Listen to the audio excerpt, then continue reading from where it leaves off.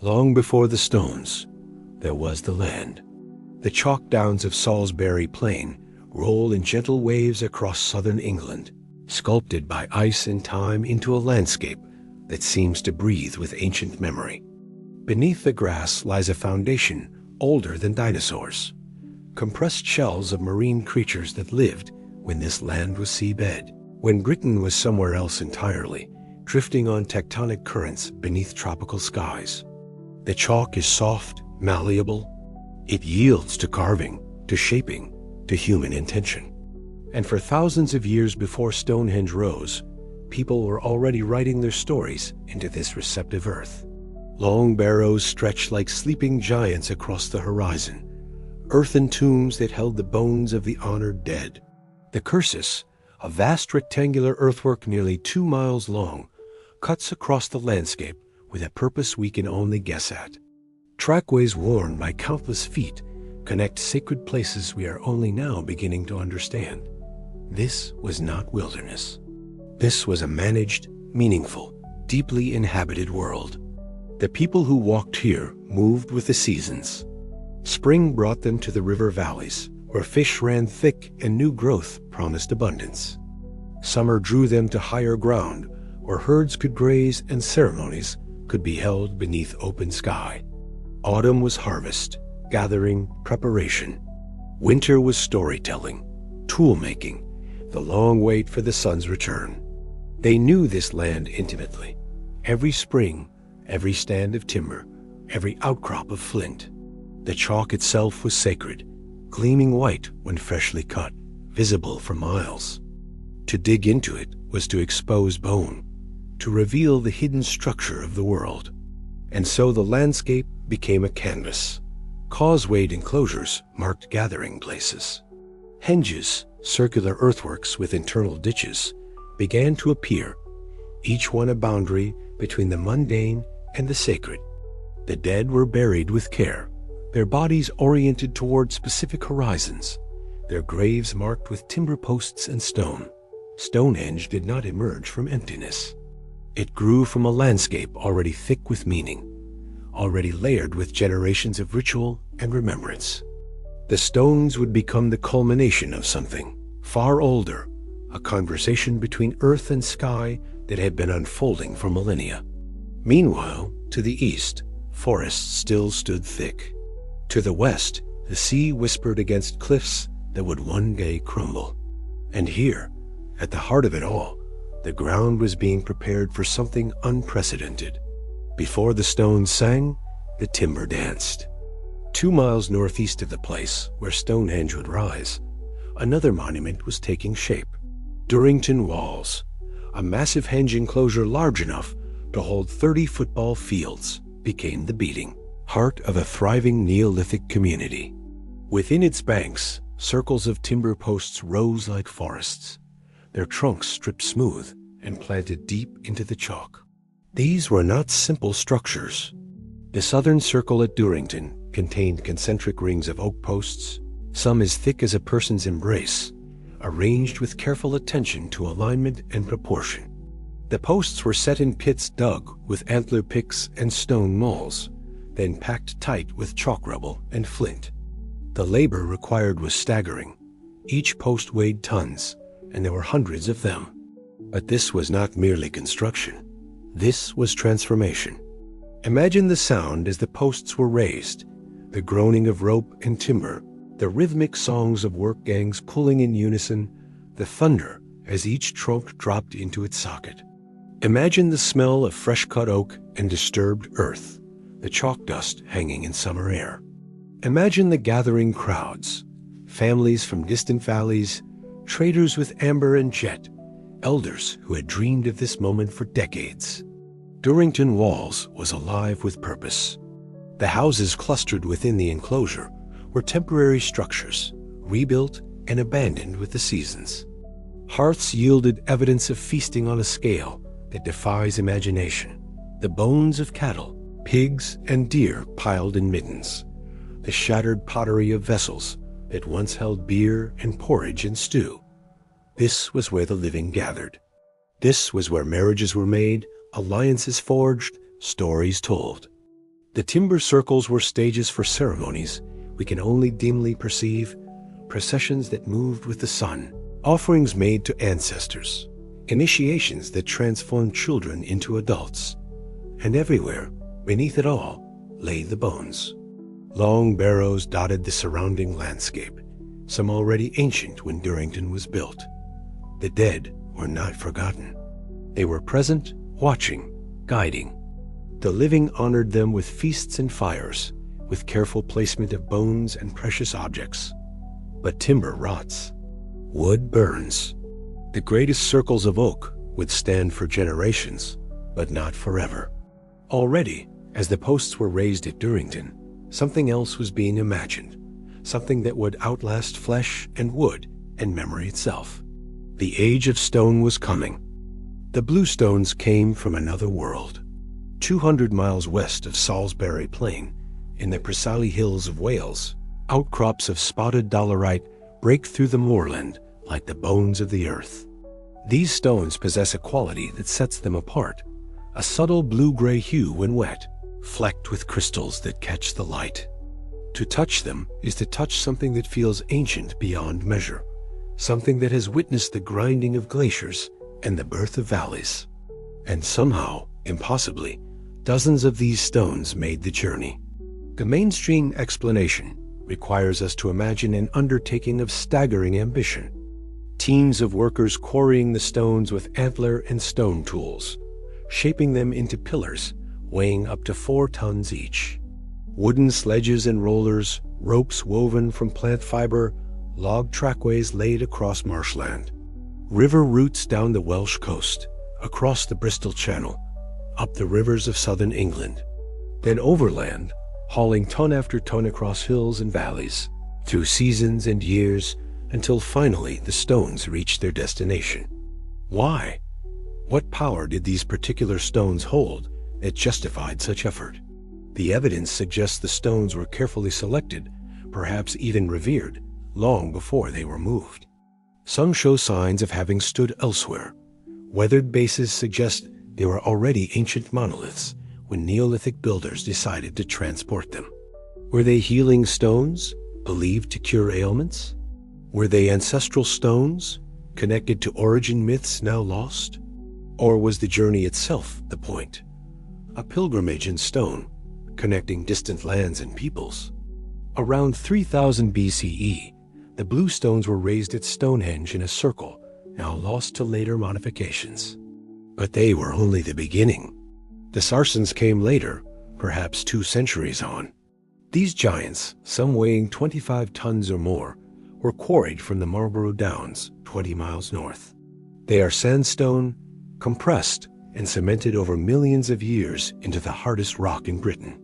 To shape them required patience measured in seasons. Stone hammers, themselves made of sarsen, pounded the surface until the desired form emerged. Tenons were carved to fit mortises. Curves were ground smooth. Then came the raising. Timber frames, earthen ramps, ropes thick as a man's arm.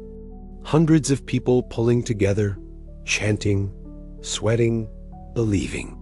The first trilithon rose, 2 uprights capped by a lintel, locking together with Stone Age joinery, so precise that the joints still hold after 5 millennia. Then another. And another. The circle began to breathe. Among the feast debris at Durrington Walls, archaeologists found something unexpected. Bones, thousands of them.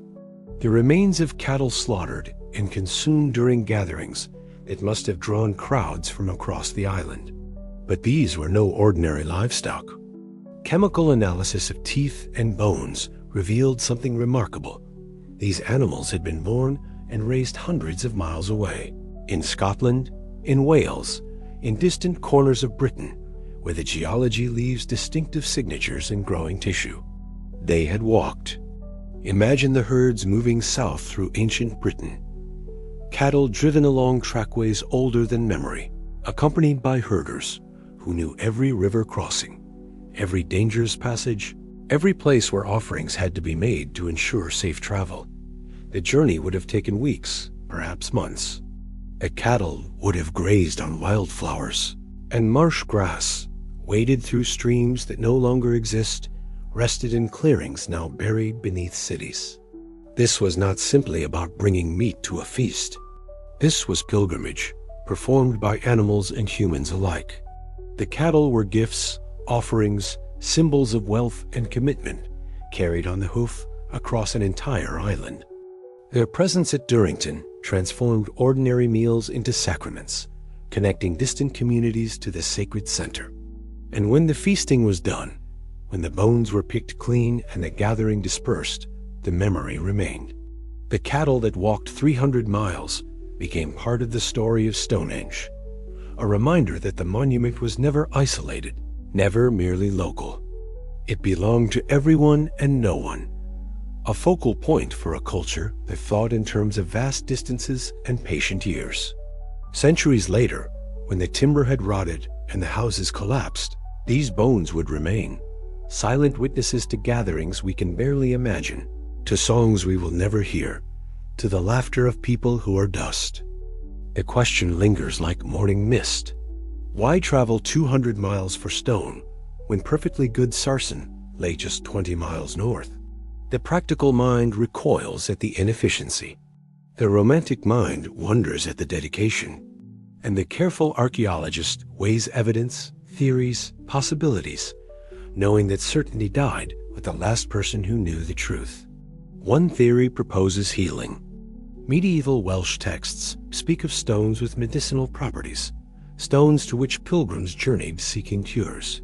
Fragments of bluestone found at Stonehenge show signs of being struck or chipped away, perhaps by visitors taking pieces as talismans. Analysis of cremated remains reveals that some individuals buried there suffered from debilitating injuries or illnesses. Did they come seeking relief? Did the stones promise restoration, renewal, a chance to touch something holy? Another possibility emerges from the stones themselves. Recent discoveries in the Preseli Hills revealed stone circles that predate Stonehenge monuments that were deliberately dismantled, their stones carefully removed. What if the blue stones were not quarried, but inherited? What if they were already ancient, already sacred, when Neolithic builders decided to move them eastward? The journey becomes a migration of ancestors, of memory made solid, of heritage transported to new ground while retaining old power. Then there is the glacial theory, long dismissed but recently revived. What if ice, not humans, brought the stones close to Salisbury Plain? Glaciers during the last ice age carved valleys and carried debris for hundreds of miles. Perhaps the bluestones were deposited by retreating ice, already near enough that their transport became feasible. This doesn't diminish the achievement. The stones still had to be recognized, claimed, and erected, but it shifts the narrative from superhuman effort to inspired opportunism. Or perhaps it was sound. The bluestones ring when struck, each producing a unique tone depending on size and composition. In an age before writing, sound carried memory and meaning. Could Stonehenge have been, among other things, a lithophone, a musical instrument of stone that sang during ceremonies, its notes carrying across the plain like the voice of the earth itself? We stand before the bluestones now, 4 millennia later, and they offer no simple answer. They are blue-gray and silent. They are scarred by time and tourists. They are, ultimately, still mysterious. And perhaps that is precisely what they were always meant to be. A pattern emerges when you step back and see the whole. To the northeast, Durrington Walls, village of the living, place of feasts and timber and firelight. To the southwest, Stonehenge, circle of the dead, place of stone and silence and ancestral power. Between them, the river Avon flows, its waters separating and connecting two halves of a sacred landscape. This is the mainstream interpretation, supported by archaeology and built upon decades of careful excavation. Durrington was where people lived, at least temporarily, during the great building phases. The evidence is everywhere. Houses, hearths, pottery, tools, the bones of countless meals. The timber circles at Durrington, aligned with midsummer sunrise, celebrating life, growth, the abundance of the longest day. Stonehenge aligned with midwinter sunset, marking the death of the year, the descent into darkness before the sun's return. The stones stood over cremation burials, over deposits of human bone, carefully placed in pits and hollows. This was where the dead were honored, where the living came to remember, to mourn, to seek guidance from those who had gone before. The river Avon became the path between worlds. Processions likely moved along its banks, the dead carried from Durrington to Stonehenge, their bodies or ashes making one final journey from timber to stone, from life to death, from the fleeting to the eternal. The avenue leading to Stonehenge follows the river's course before turning uphill to the monument itself, as though the living walked in the footsteps of water, that most ancient boundary crosser between realms. But this neat division, life here, death there, may be too simple. Stonehenge was not merely a cemetery. The bones found there represent a tiny fraction of the population that built it. Most of the space within the circle was empty, reserved for activities that left no trace. Were there ceremonies, music, gatherings at specific astronomical moments when the stones seemed to come alive with meaning? And Durrington, though bustling with life, was never purely secular. The timber circles were not mere architecture. They were cosmology made tangible, creating sacred space within which human life was situated in relation to earth and sky, past and future, the seen and unseen. Perhaps the truth is that every place was both life and death, both mundane and sacred. The distinction we perceive may be our own, imposed by minds that categorize and separate what the builders experienced as unified. A world where ancestors walked among the living, where stones held memory, where timber grew and died and grew again, just as people did, just as the sun did each day. Meanwhile, in the chalk beneath both monuments, offerings accumulated. Antler picks worn smooth by use, polished axes never wielded, fragments of pottery bearing the fingerprints of the makers. These objects blur the boundary we imagine, speaking of continuity rather than separation, of a culture that saw death not as ending but as transformation. On the morning of the summer solstice, as sun rises directly over the heel stone, stand at the center of Stonehenge on that day and watch as the first light breaks the horizon, perfectly framed by the monument's geometry. The alignment is precise, not accidental, not approximate, but deliberate. The builders knew the sun's path with intimacy we have outsourced to clocks and calendars. Were they astronomers? The question has sparked decades of debate. Some see Stonehenge as a sophisticated observatory, a Neolithic computer capable of predicting eclipses and tracking the complex movements of sun, moon, and stars. Others caution against projection. We see astronomy because we value astronomy, but perhaps the builders simply noticed patterns and responded to them pragmatically. The evidence falls somewhere between. The Sarsen Circle is aligned not just to midsummer sunrise, but to midwinter sunset, the two endpoints of the solar year, the moments when the sun seems to pause before reversing its journey along the horizon. These are threshold moments, times when the world holds its breath. Every agricultural society marks them because they structure survival itself. When to plant, when to harvest, when to prepare for scarcity. But Stonehenge records more than the sun. Researchers have identified possible lunar alignments, tracking the moon's 18.6-year cycle, a pattern so subtle it requires generations of patient observation to fully map. The station stones, positioned outside the main circle, may mark the extreme rising and setting points of the moon, capturing its slow dance across the sky. Why would this matter to Neolithic farmers? Because the moon governs tides, perhaps, and tides govern coastal resources.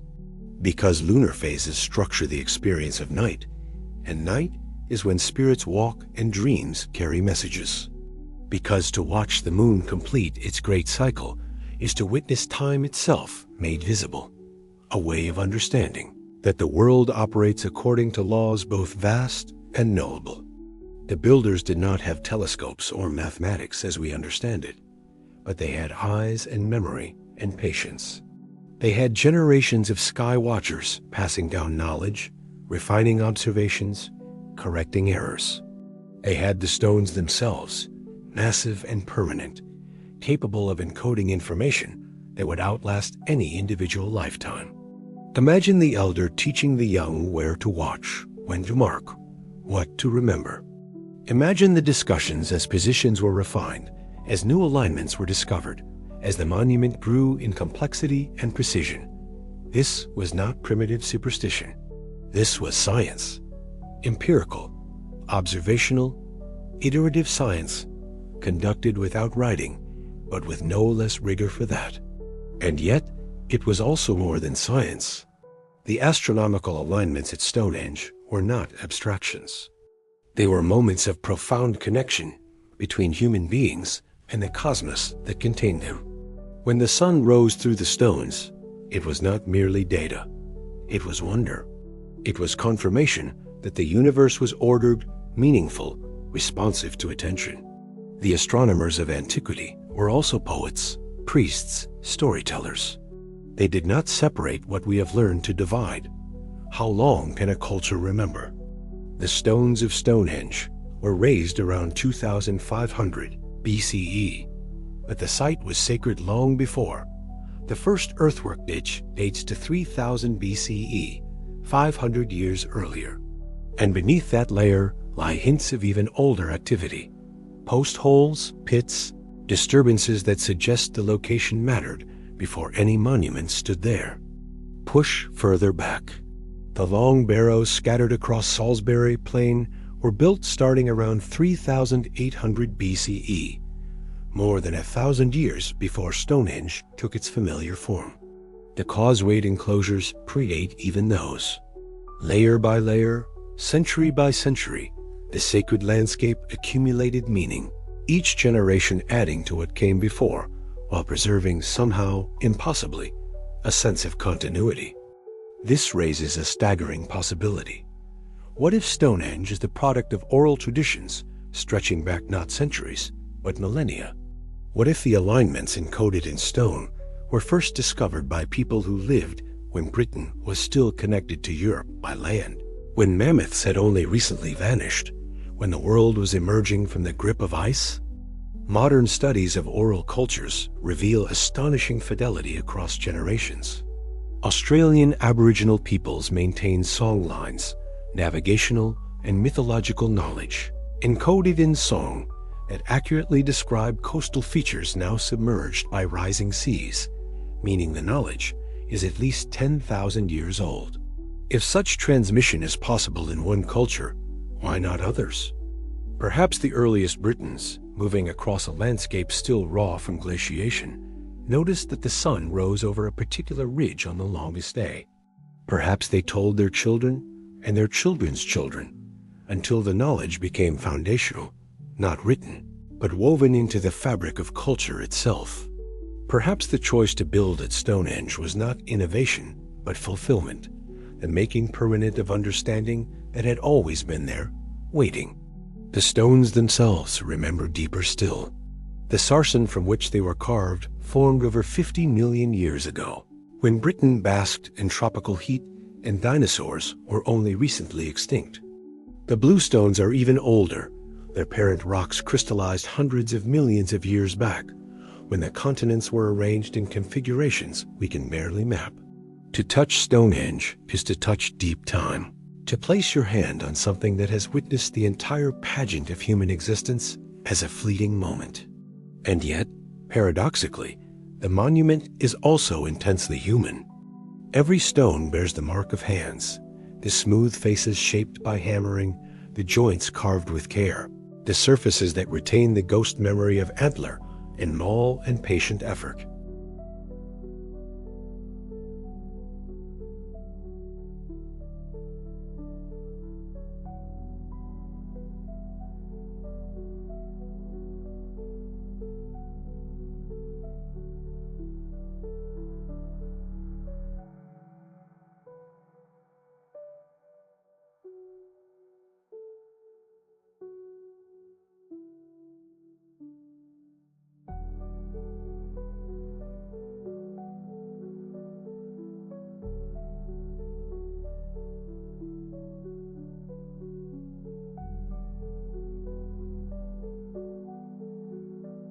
How long can a culture remember?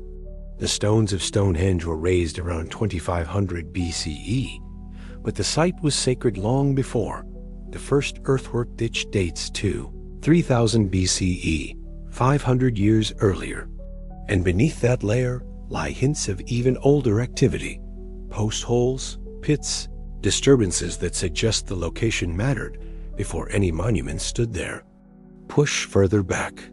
The long barrows scattered across Salisbury Plain were built starting around 3800 BCE, more than 1,000 years before Stonehenge took its familiar form. The causewayed enclosures predate even those. Layer by layer, century by century, the sacred landscape accumulated meaning, each generation adding to what came before while preserving somehow, impossibly, a sense of continuity. This raises a staggering possibility. What if Stonehenge is the product of oral traditions stretching back not centuries, but millennia? What if the alignments encoded in stone were first discovered by people who lived when Britain was still connected to Europe by land, when mammoths had only recently vanished, when the world was emerging from the grip of ice? Modern studies of oral cultures reveal astonishing fidelity across generations.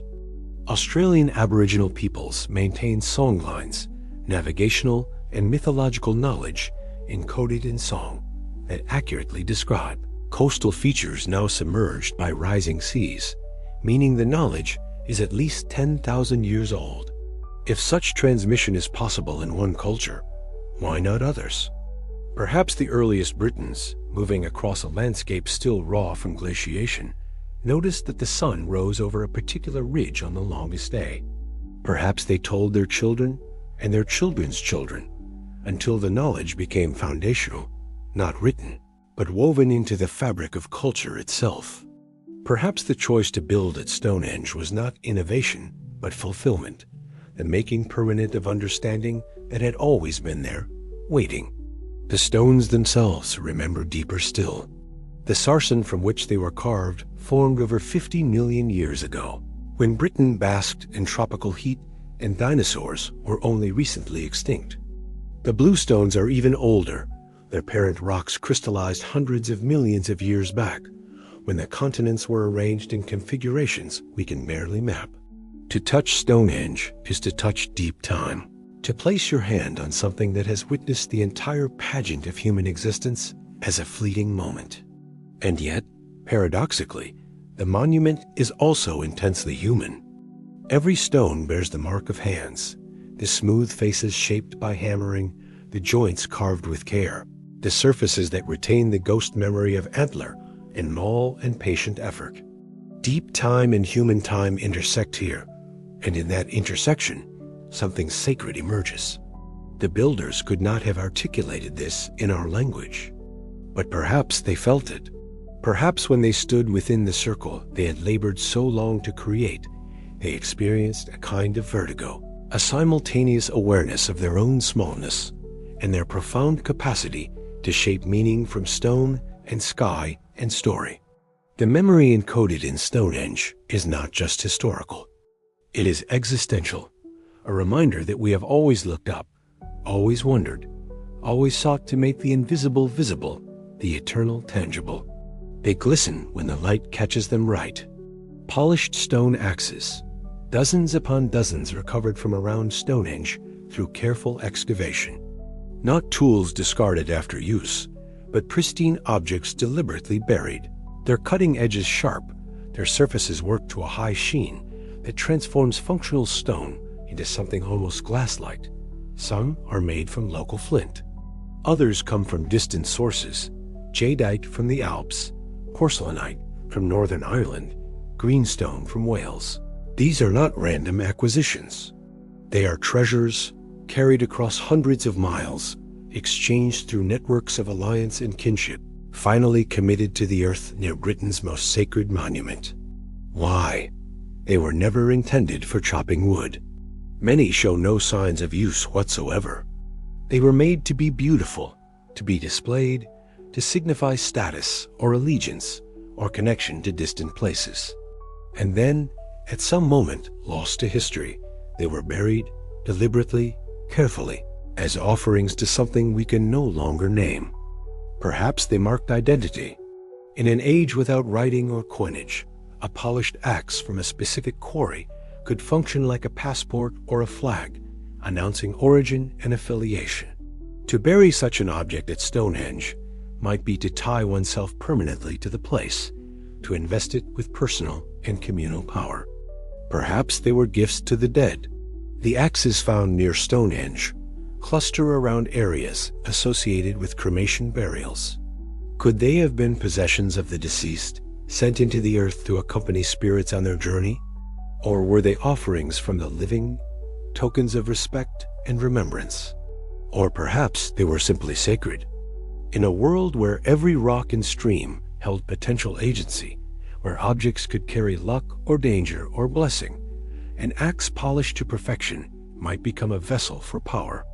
To bury it was to plant that power in the ground, to make an offering that would endure beyond living memory, waiting in darkness until someone like us, millennia later, brings it back into light. We hold these axes now in museums, behind glass, catalogued and measured, but we cannot hold their meaning. That was buried with them, and no amount of analysis can resurrect the moment when hands placed them in the earth, the prayers spoken or sung, the reasons that made sense to people whose world we can only glimpse through fragments. The axes remain beautiful. They remain mysterious. And in their silence, they remind us that not everything can be known, that some stories are lost by design, secrets kept by the soil itself. Close your eyes and imagine the sound. Not of traffic or aircraft, not of machinery or recorded voices, but the Neolithic soundscape, the acoustic environment in which Stonehenge was experienced. The wind moves differently through standing stones than across open ground, creating eddies and resonances, low tones that seem to emerge from the earth itself. The human voice, raised in song or chant, bounces between pillars, amplified and distorted, made strange and powerful. Archaeoacoustics, the study of ancient sound, suggests Stonehenge was designed with acoustic properties in mind. The spacing of the stones creates reverberation. Certain positions within the circle amplify speech, allowing a single voice to reach hundreds of listeners. The blue stones, when struck, ring with clear tones that carry across considerable distance. But what filled those spaces?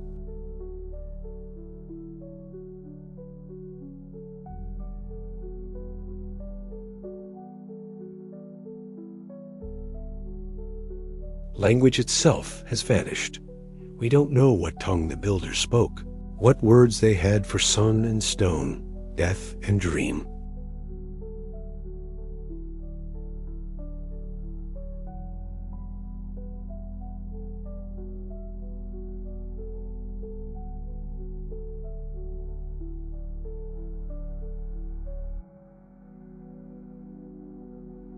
Researchers have attempted reconstructions, recreating the acoustic environment, testing how drums or voices might have behaved.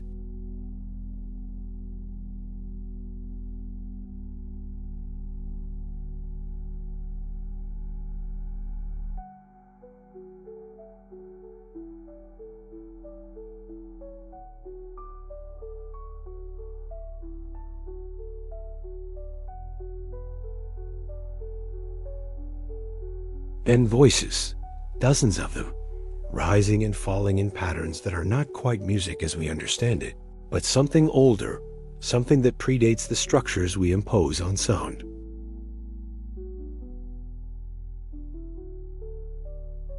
What did they fear? What did they hope for? What stories did they tell about where they came from and where they would go when breath left their bodies?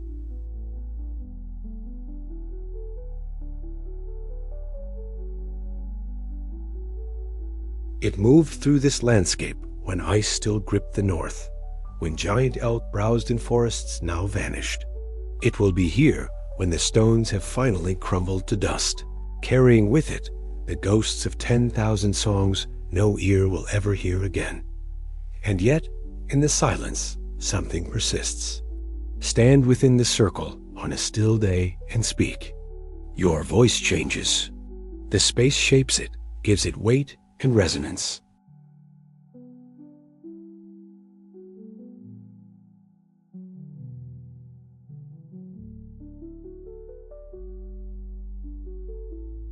The voices are lost, but the listening remains. They came in waves, across centuries, carrying new ideas and old bones. Isotope analysis of teeth recovered from Stonehenge burials reveals something remarkable. Many of the people interred there were not local.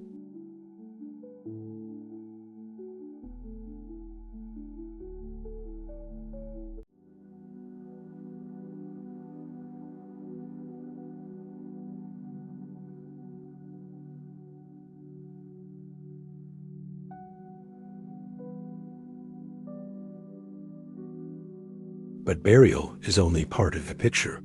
Genetic studies show that between 3000 BCE and 2000 BCE, Britain's population underwent dramatic change. The farmers who built the first henges were largely replaced by people carrying ancestry from the steppes of Eastern Europe, pastoralists who brought with them new technologies, new social structures, new relationships to land and livestock. This was not conquest, exactly, or not only conquest. It was migration, intermarriage, cultural exchange, and yes, probably conflict. The archaeological record shows a shift from communal burial practices to individual graves marked with prestige objects.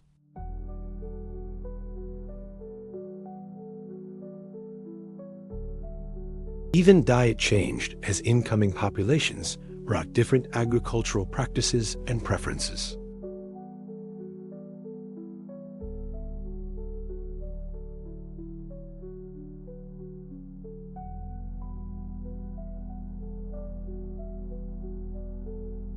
Perhaps the newcomers recognized its power and adopted it, grafting their own meanings onto foundations laid by those who came before.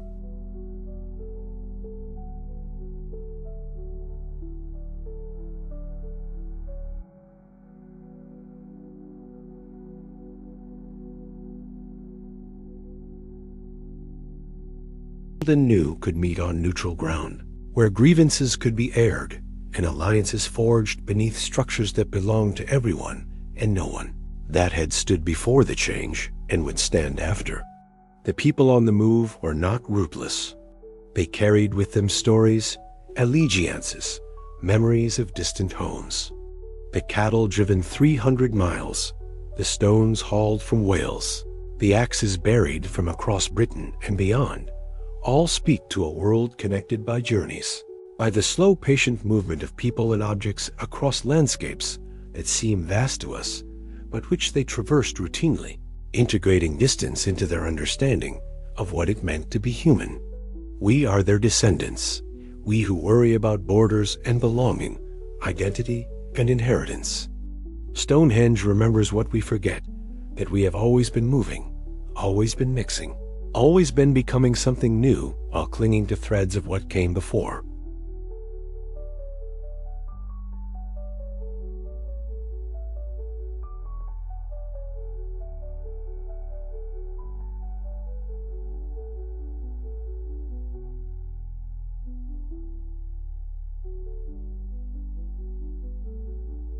The timber circles at Durrington had rotted, their posts pulling away from the earth and collapsing into pits, now silent.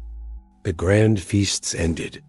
The long processions between river and stone became memories, then less than memories. What happened? The mainstream explanation points to environmental and cultural shifts.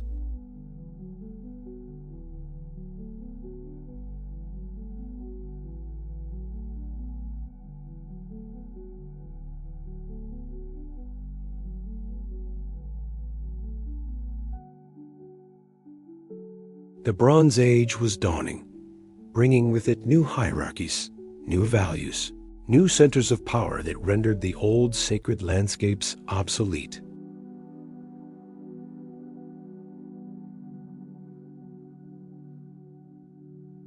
Did plague sweep through communities gathered at Stonehenge? turning sacred space into a place of death in ways that severed its connection to the living? Did the stones become associated with loss rather than continuity, avoided rather than venerated? Or was it something more subtle, a change in belief, a theological revolution that shifted attention from communal monuments to personal experience, from public ceremony to private devotion?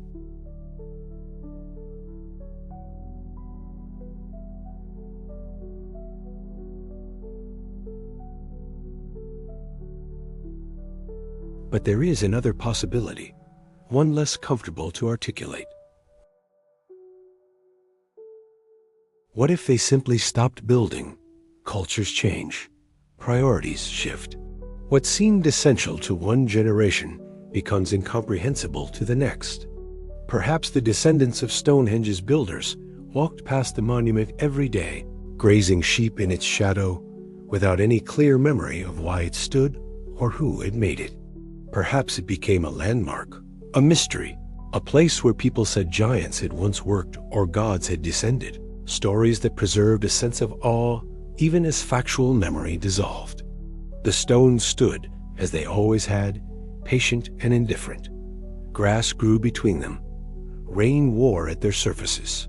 Birds nested in their crevices. And gradually, Stonehenge began its long transformation from active temple to ancient ruin, a process that would continue for another 3 millennia, through Roman occupation and Saxon settlement, through medieval legends and Victorian excavations, until it became what it is today: a World Heritage Site, a tourist destination, a symbol that can mean anything because its original meaning has been so thoroughly lost. But perhaps lost is the wrong word. Perhaps the meaning is simply sleeping, waiting in the stones themselves, ready to wake for those who know how to listen. The ice returned, though not as it once had.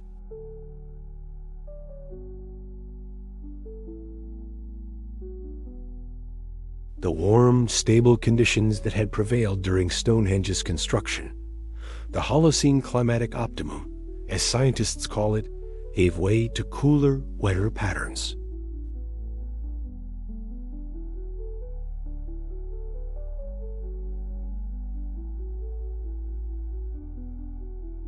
This was not catastrophic warming or sudden glaciation. It was subtle, the kind of change that reveals itself across decades, across generations. Elders might remember longer summers, better harvests, festivals that went on for weeks rather than days. But memory is unreliable, and who could say for certain whether the world was truly changing or merely cycling through variations it had always known? The forests knew. Tree ring data shows the cooling clearly: narrower rings, slower growth, species compositions shifting as warmth-loving trees retreated and cold-adapted ones advanced.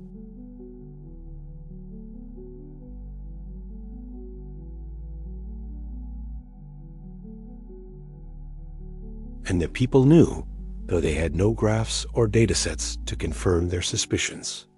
They knew because the crops failed more often, because livestock struggled through longer winters, because the gatherings at Durrington and Stonehenge, which had once drawn thousands, became harder to sustain as surplus dwindled and travel became more arduous. Climate shapes culture in ways both obvious and subtle. The monuments of the late Neolithic were built during a climatic sweet spot when surplus labor and resources made grand projects feasible. As conditions deteriorated, energy shifted toward survival, toward storage, toward preparing for scarcity. The communal impulse that had raised stones and hosted vast feasts gave way to more defensive, insular strategies.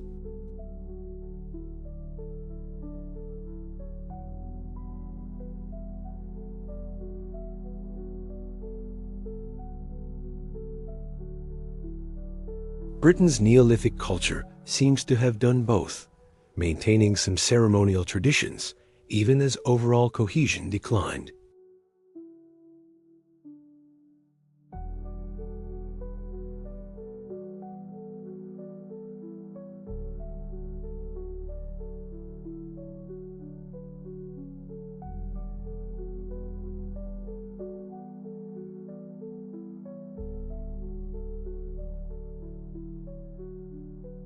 Perhaps that was part of the point. In a world where everything else was subject to change, seasons, harvests, even the seemingly stable patterns of sun and moon, stone offered permanence. Stone promised that not everything would be washed away, that human effort could create something capable of enduring through whatever transformations the world might undergo.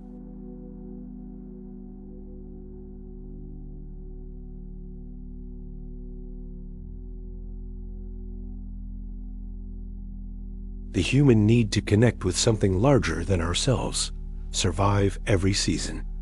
The tide went out one afternoon in 1998 and the past appeared. On the North Norfolk coast, in the tidal zone where land and sea negotiate their boundaries twice daily, a circle of oak timbers emerged from the sand. They stood in a rough oval, 55 posts leaning at various angles, their tops cut to points, their bases buried deep in peat. At the center, a massive upturned oak stump, its roots spreading like an altar or a throne. They called it Stonehenge, though its builders would have known no such name. Dendrochronology, tree ring dating, placed its construction in the spring of 2049 BCE, almost precisely contemporary with the major stone phase at Stonehenge.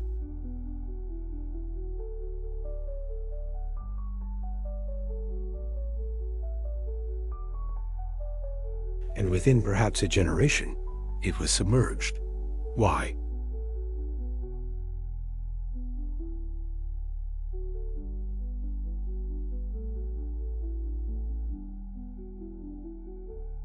The central stump was inverted, roots in the air, defying the natural order. This was a liminal space, a place of transformation or reversal. Some archaeologists suggest it was an excarnation platform, a place where the dead were exposed to sky, and scavengers, their flesh stripped away so that cleaned bones could be collected for burial elsewhere. Others see ritual intent beyond funerary practice, perhaps a response to the encroaching sea itself, an attempt to negotiate with or resist the forces that were transforming the coastline.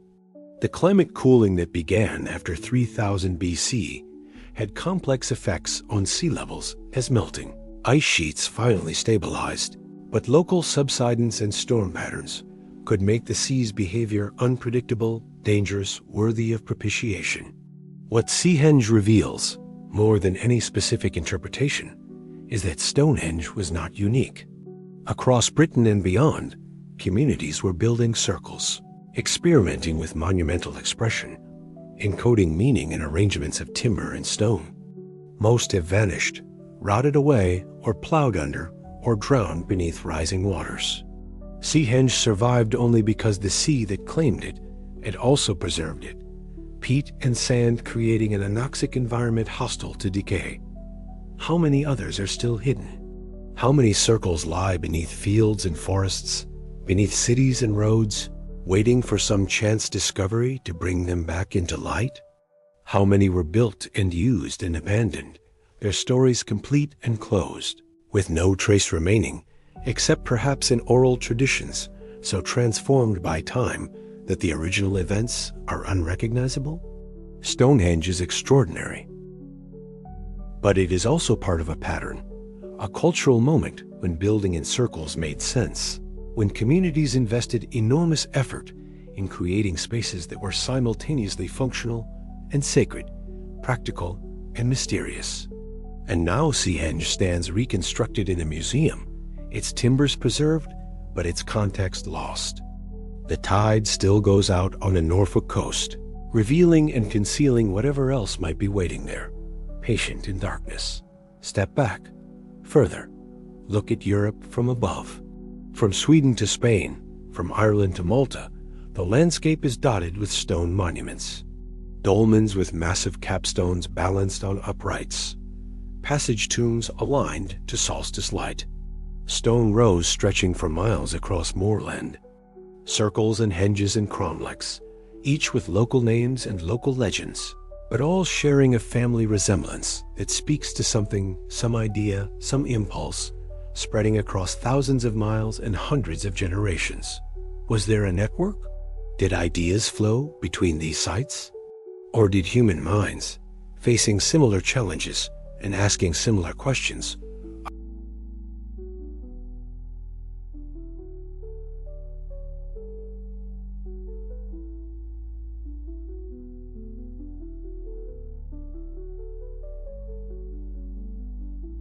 the techniques spread northward, or perhaps were independently invented northward, reaching Britain by 4000 BCE. This is not rapid transmission. It unfolds over millennia, slow enough that migration and cultural diffusion become indistinguishable. But certain themes recur with startling consistency: the alignment to solar and lunar events,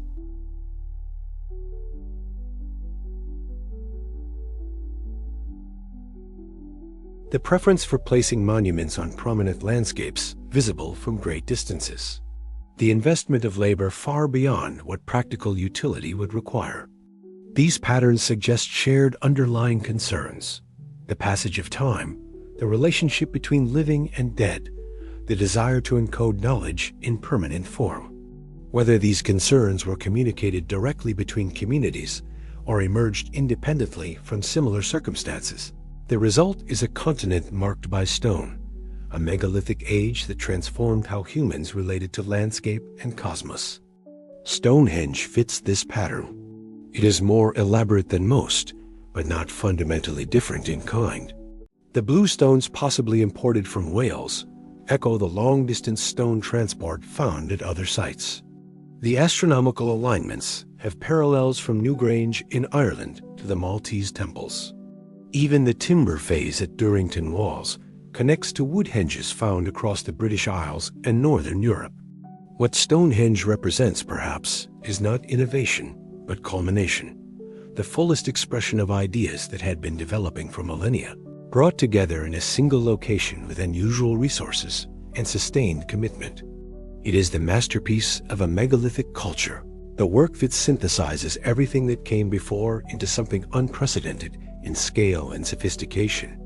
And when the megalithic age ended, it ended everywhere.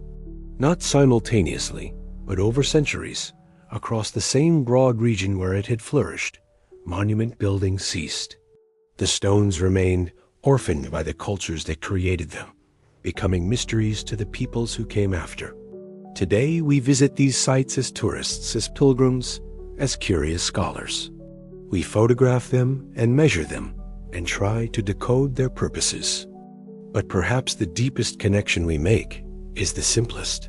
We stand before human work that has endured 5,000 years, and we remember that we too seek permanence, that we too wonder about time and death and the movements of heaven, that the questions have not changed even if our answers have.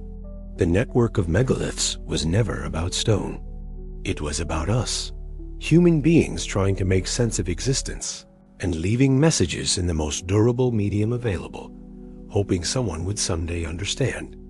There are highways older than Rome, not paved, not marked on any ancient map, but worn into the land itself by millennia of repeated passage. Trackways that follow ridgelines to avoid the marshy valleys below, droveways wide enough for herds, paths that connect sacred sites, water sources, seasonal gathering places, the infrastructure of a mobile culture. Near Stonehenge, the most famous of these is the Avenue. It extends from the circle itself, running downhill toward the River Avon, its parallel banks and ditches defining a ceremonial pathway. Archaeological evidence suggests it was constructed around 2500 BCE, contemporary with the Sarsen phase, and that it follows, impossibly, fascinatingly, the alignment of the midsummer sunrise and midwinter sunset. But here is the remarkable part. The avenue may have been built along a natural ridge in the landscape created by periglacial action during the last ice age. The builders didn't impose the alignment. They discovered it, reading the land and recognizing that the earth itself pointed toward the solstices. Stonehenge was placed where it was because the landscape already encoded the astronomical knowledge the monument would celebrate. Imagine walking that path 4,000 years ago. You're part of a procession, perhaps carrying the body or ashes of an honored elder, perhaps simply participating in a seasonal ceremony. The avenue is marked, but not enclosed. You can see the stones ahead, growing larger with each step. The river flows to your left, its waters holding reflections of sky.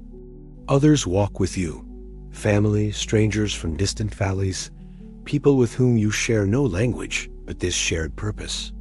As you walk, you're following not just a physical path, but a conceptual one, a route that connects mundane and sacred, life and death, the flowing water below and the eternal stones above. Your footsteps join countless others that have worn this path smooth. You are individual and part of something larger simultaneously. The Great Cursus, 2 miles north of Stonehenge, represents an even more mysterious pathway. A vast rectilinear earthwork nearly 2 miles long, constructed around 3600 BCE, centuries before Stonehenge's stones. Its purpose remains debated. Was it a processional route, a boundary marker, an astronomical alignment, or something we lack the conceptual framework to imagine? Its sheer scale speaks to coordinated effort and shared vision, to a society capable of planning and executing monuments that would take generations to complete. These pathways remind us that Stonehenge was never isolated. It was part of a landscape threaded with meaning, where natural features and human constructions combine to create a sacred geography. To understand Stonehenge, you must walk the paths that lead to it, see how it emerges from and relates to the broader terrain. And those paths are still there, though overgrown and interrupted by modern roads. Stand on the right hillside at the right time of day, and you can still trace them with your eyes. Subtle depressions in fields, alignments of hedgerows that preserve ancient boundaries, places where the ground itself remembers the passage of thousands of feet, all moving toward the stones. The stones are not mute. They speak if you know how to listen. Each sarsen pillar stands not as a blank mass, but as a carefully shaped message. The outer faces are smooth, dressed with stone hammers until they curve gracefully. The inner faces are rougher, their natural texture preserved. The lintels that cap the trilithons are curved to follow the circular geometry, their undersides hollowed slightly so they appear to hover when seen from below. These are not accidental features. They are deliberate choices that transform stone from material into communication. What do they say? First, they speak of time, both the deep time of their geological formation and the human time invested in their shaping. To stand before a sarsen is to encounter 50 million years compressed into a single object, and to recognize that human hands spent months or years carving that object into its current form. The stone language's first word is duration. Second, they speak of relationship. No stone at Stonehenge stands alone. Each exists in relation to others, positioned at specific distances, aligned to specific horizons, supporting or supported by neighboring stones. The circle creates interior and exterior space, defining a boundary between sacred and mundane. The trilithons frame views, directing attention toward particular parts of sky and landscape. This is a language of structure, of how elements combine to create meaning larger than any single part. Third, they speak in shadow and light. As the sun moves across the sky, shadows sweep through the monument like sundial hands, marking the passage of hours. At dawn and dusk, the low-angle light transforms the stones, texturing their surfaces, emphasizing their mass. On midsummer morning, the heel stone's shadow penetrates deep into the circle, a temporary alignment that disappears within minutes. This is a language that changes with observation, that requires presence and attention. Fourth, they speak through absence. The missing stones, fallen, removed, broken, create gaps in the circle that are as meaningful as the stones themselves. We see not what the builders finished, but what time has partially erased, and in that erosion, we encounter fragility and loss alongside permanence. Modern researchers have proposed that Stonehenge functioned variously as calendar, healing center, burial ground, astronomical observatory, ceremonial center. These interpretations aren't mutually exclusive. The stone language is rich enough to hold multiple meanings simultaneously. A calendar that marks agricultural seasons is also a reminder of cosmic order. A burial ground that honors the dead also instructs the living about their place in the flow of generations. Perhaps the deepest message in the stone language is simply this: we were here. We wondered. We tried to understand. We built this to remember and be remembered. And we have received the message, even if we cannot translate every nuance. We stand where the builders stood, look where they looked, and feel the weight of their effort reaching across 50 centuries. The language barrier is absolute. We will never think their thoughts or speak their words. But the stones bridge that gap, creating a connection that transcends language entirely. They speak, we listen, and in that exchange, something passes between ages that should be utterly separated, a conversation across the vast silence of time. Look up.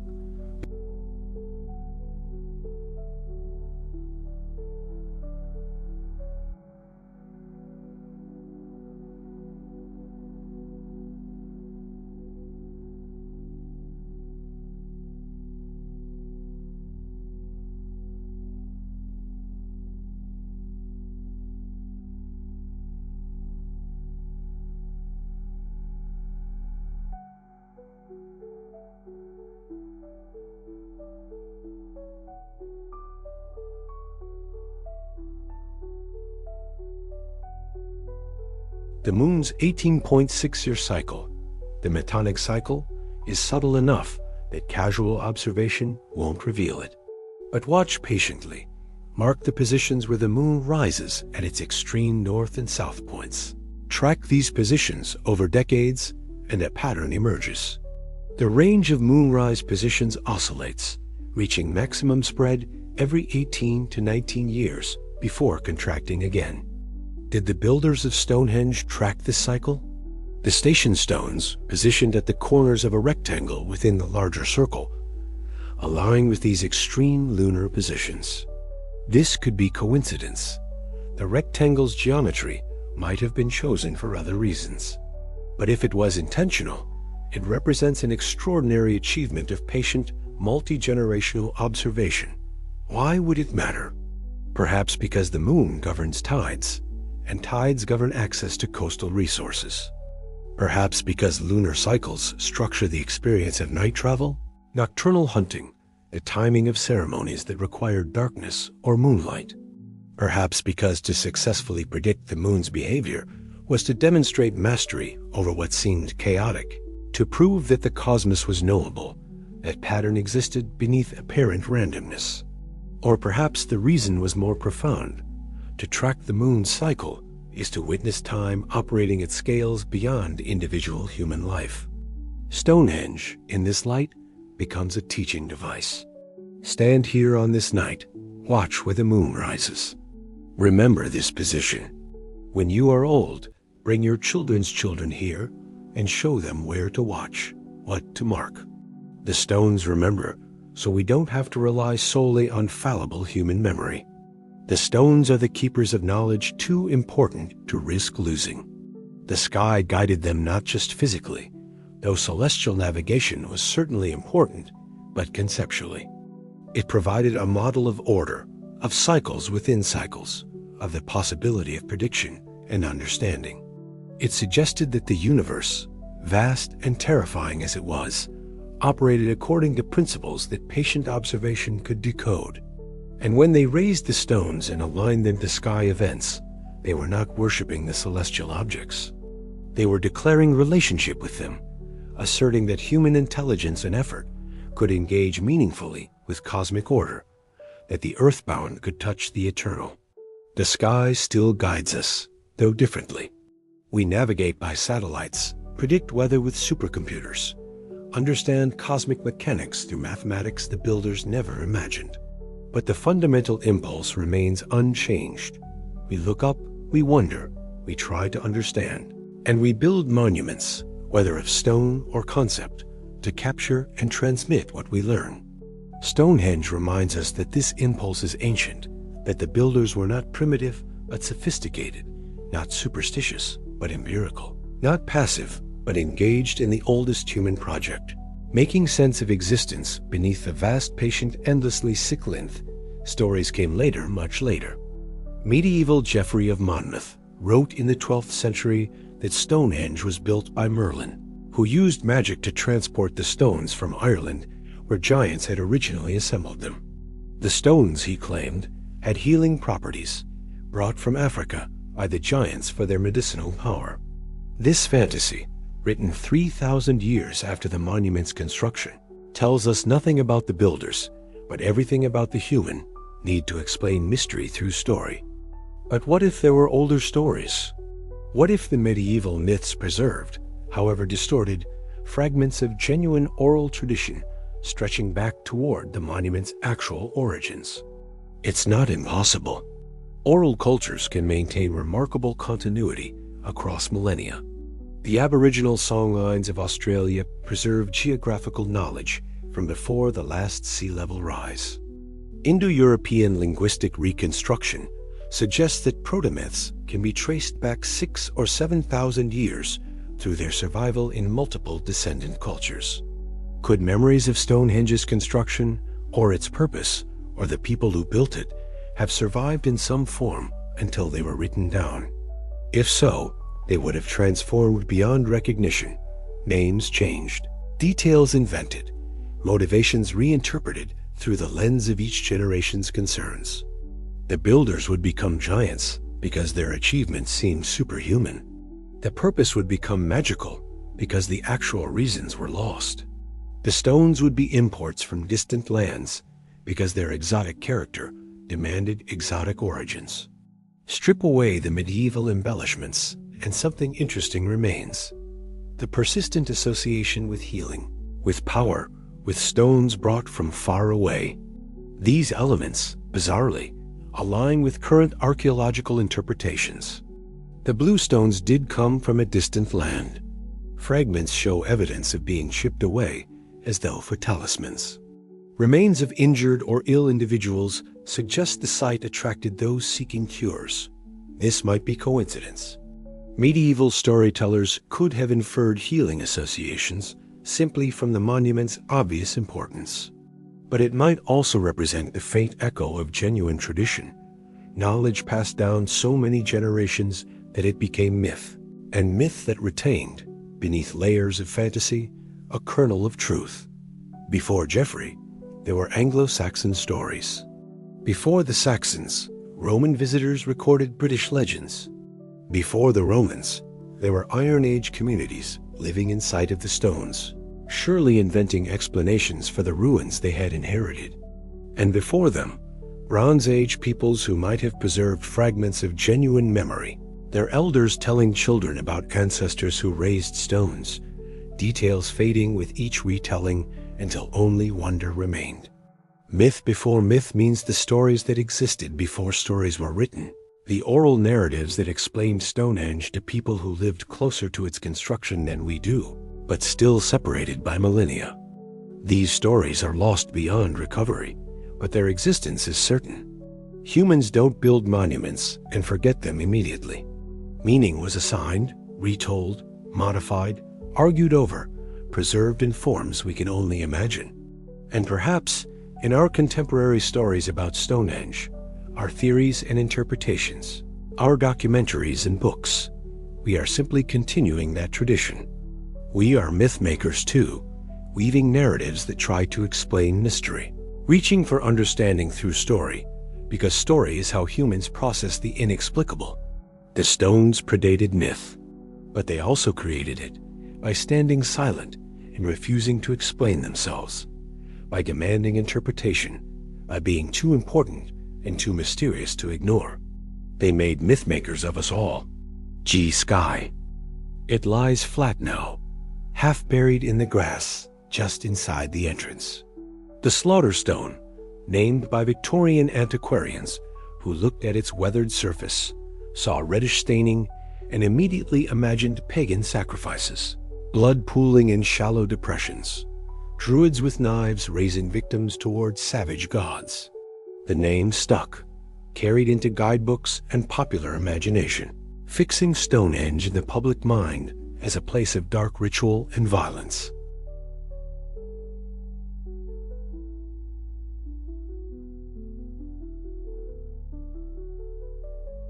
And the stone never lay flat. Originally, it stood upright, one of possibly several that flanked the entrance to the monument. It fell centuries ago, victim to gravity and time, and now rests horizontal, looking for all the world like an altar when it was actually a portal marker. This misinterpretation reveals more about the interpreters than the interpreted. Victorian society was obsessed with druids, with pagan mysteries, with the notion that ancient Britain was savage and barbaric before Roman civilization arrived. Stonehenge became a screen onto which these fantasies were projected.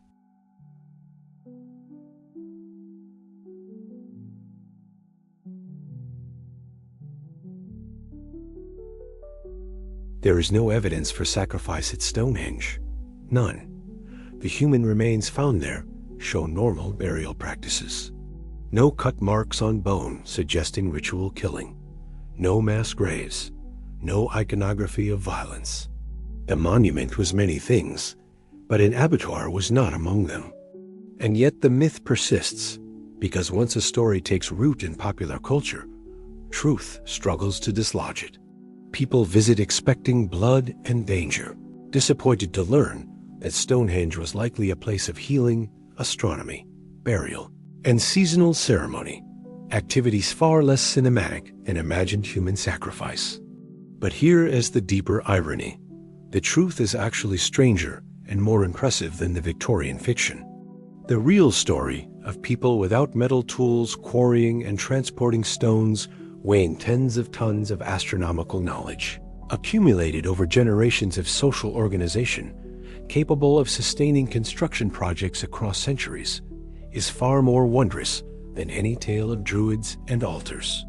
The slaughter stone's real message is about the fragility of interpretation. How easily we project our assumptions onto the past.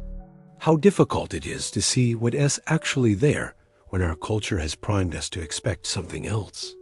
How names, once given, shape perception for centuries. Stand before it now, knowing its true purpose, and it transforms. Not an altar, but a doorway marker. Not a site of ending, but of crossing. From the mundane exterior into sacred interior space. From the profane world into the circle where earth and sky engaged in their eternal conversation. The stone lies quiet, indifferent to the stories we tell about it. It has survived worse than misinterpretation. And perhaps, in another century, when our current theories seem as quaint as Victorian druid fantasies, it will still be there, waiting for yet another generation to look, to wonder, to invent new explanations for its silent presence. The tools were laid down for the last time, sometime around 1500 BCE, not in a single moment, not with ceremony or declaration, but gradually, quietly, as the last generation to actively maintain Stonehenge completed their work, or perhaps simply stopped, leaving tasks unfinished because the need or will or resources were gone. The archaeological record shows declining activity through the late Bronze Age, fewer burials, less modification. The pathways remained, perhaps, still walked during certain seasons or by certain individuals, but the great gatherings were over. The feasts at Durrington had ended centuries earlier. The timber circles had rotted into memory.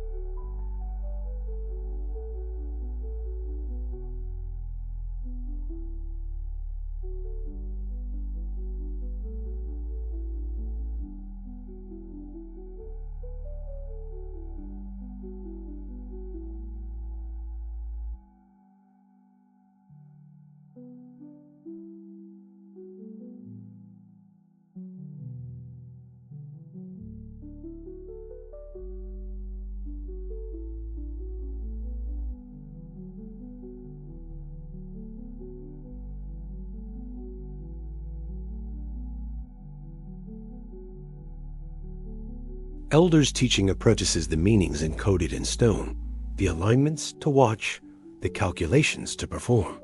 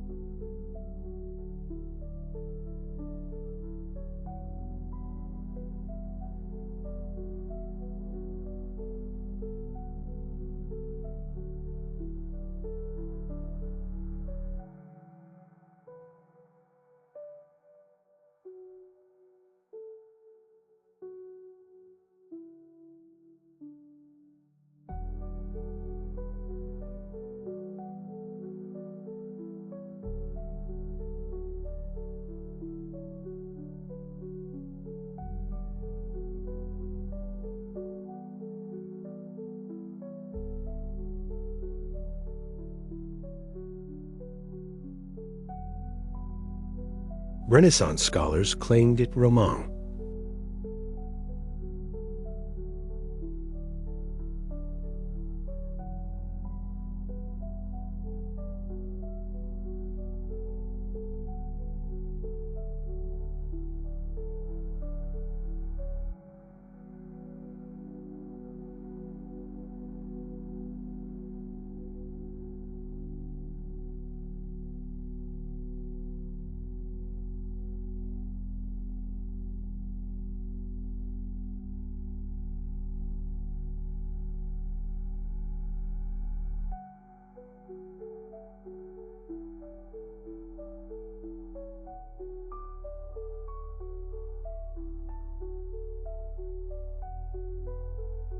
What if the story goes back further than we imagine?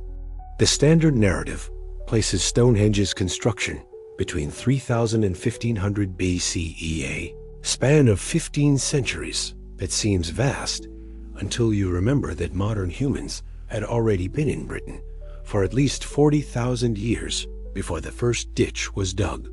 40,000 years of intelligence, observation, cultural development, and we think the story begins just 5,000 years ago? Consider the possibility that Stonehenge's builders inherited knowledge much older than their monument, that the astronomical alignments they encoded weren't discoveries but confirmations, validations of understanding passed down through so many generations that the original observers were lost to time. Britain, during the last glacial maximum, was largely uninhabitable. Ice covered the north. Tundra stretched south. But as the ice retreated, beginning around 15,000 BCE, people followed, hunters tracking reindeer and mammoth, coastal foragers working the ever-changing shorelines, communities adapting and persisting through millennia of dramatic environmental transformation. These people watched the sky. They marked seasons. They knew the land with an intimacy we cannot replicate because they lived in it without the mediating technologies that separate us from direct experience. And they remembered. Aboriginal songlines preserve knowledge 10,000 years old. Native American oral traditions describe volcanic eruptions that occurred 7,000 years ago. If oral transmission can preserve such information, why not astronomical observations? Why not the knowledge that the sun rises at a particular point on the longest day, sets at another on the shortest, and that these points define a meaningful geometry? Perhaps the people who built Stonehenge were not innovating but fulfilling. They took knowledge that had always existed in oral form and made it permanent, translated wisdom from song into stone, ensuring that what had been preserved through memory would now endure beyond any human lifetime. This is speculation, impossible to prove. But consider, why Salisbury Plain specifically? What drew monument builders to this location, rather than 100 others across Britain? Perhaps the answer lies not in the landscape as present features, but in its past, in stories that said, "This place is sacred." Stories whose origins receded into a time before farming, before pottery, before the last ice.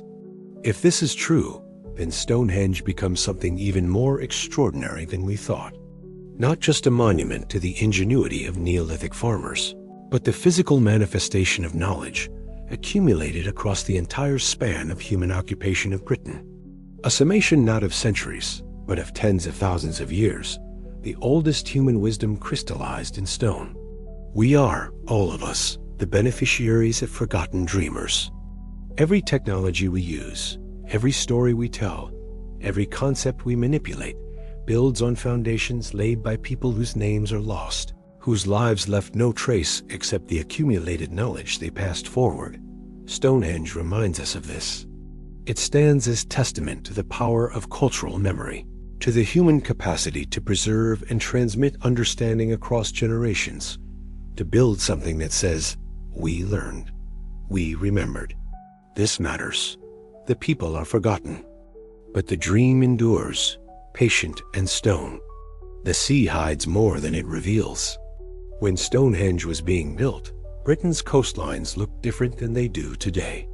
Sea levels, though rising, had not yet reached their modern extent. Where now there is water, once there was land.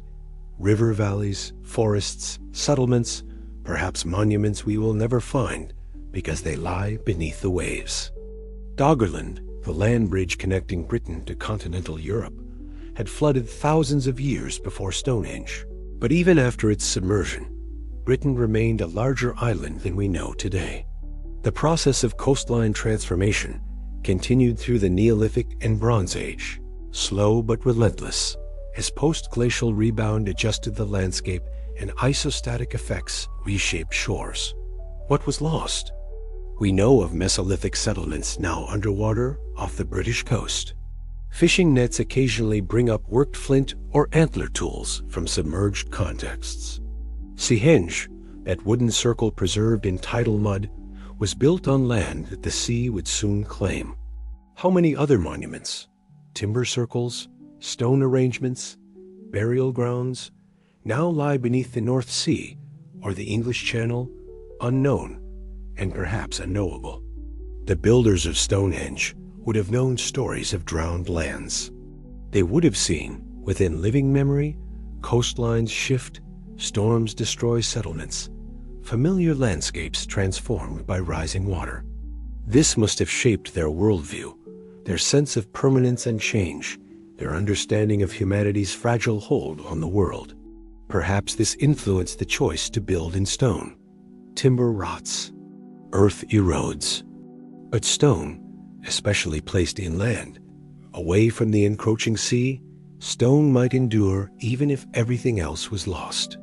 Stonehenge could be, in part, an act of defiance against the forces of dissolution, an assertion that some things would survive the transformation of the world. Or perhaps the drowned lands held older knowledge that the builders were trying to preserve.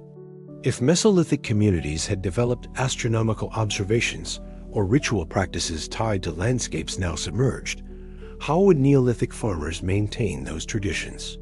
By creating new sacred sites that encoded the old knowledge, transplanting meaning from drowned places to new ground where it might endure.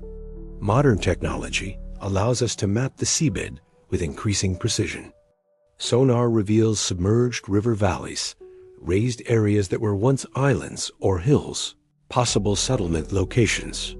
Occasionally, with great difficulty and expense, underwater archaeology confirms what maps suggest.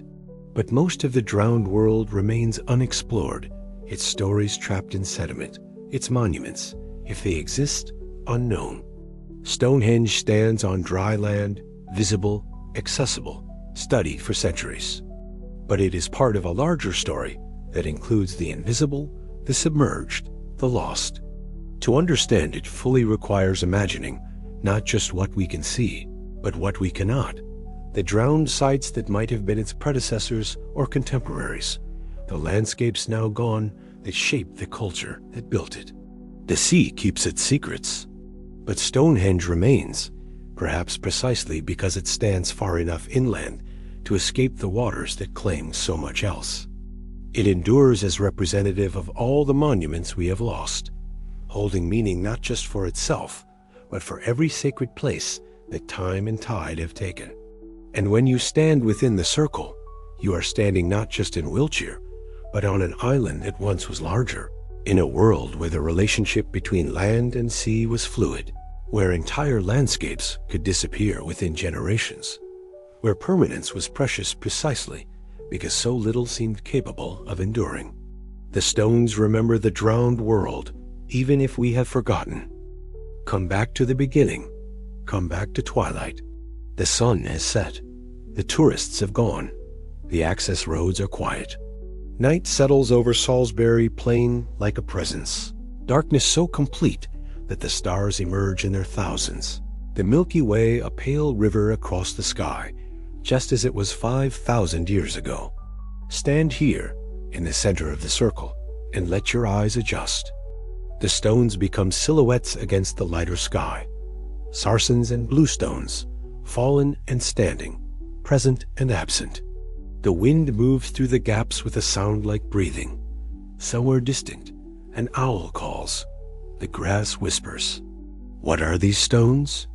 They are calcium carbonate and quartz crystals, sandstone and dolerite, shaped by geology over incomprehensible time. They are also effort and intention, the accumulated labor of generations who saw in earth and sky something worth capturing in permanent form. They are a calendar, an observatory, a burial ground, a gathering place, a marker of identity, a bridge between worlds. They are all of these things and none of them completely. They are what we make them and what they make of us. Every person who has stood here, builder and visitor, priest and pilgrim, archaeologist and mystic, has brought their own questions and found their own answers. The stones accommodate all interpretations because they offer none definitively. They are the ultimate open text, written in a language we can read but never fully translate. And in that openness lies their power. Stonehenge does not demand that you believe any particular thing. It does not insist on its own meaning. It simply stands patient in stone, waiting for you to decide what it means to you. For some, it is a reminder of humanity's capacity for cooperation and vision. For others, a connection to ancestors and the long flow of generations. For some, a scientific puzzle to be solved. For others, a sacred site where the boundary between material and spiritual thins. All true.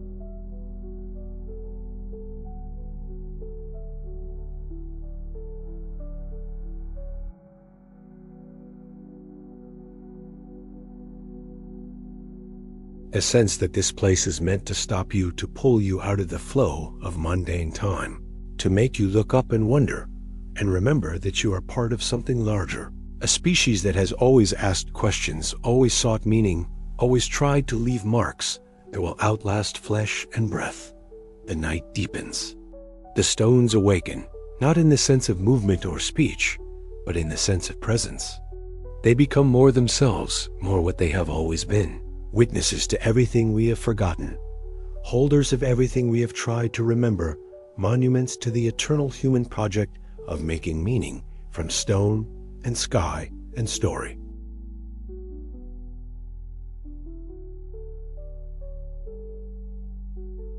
Light flooding across ancient stones, and for a moment, brief, perfect, recurrent, The monument will remember why it stands. If you found something in this journey through time and stone, if you felt the pull of questions that have no easy answers, consider continuing the exploration. The stones have more stories than we can tell in a single night. Subscribe, and we will return here together to this circle at the edge of memory, where the past reaches toward the future and invites us to remember what we have always known.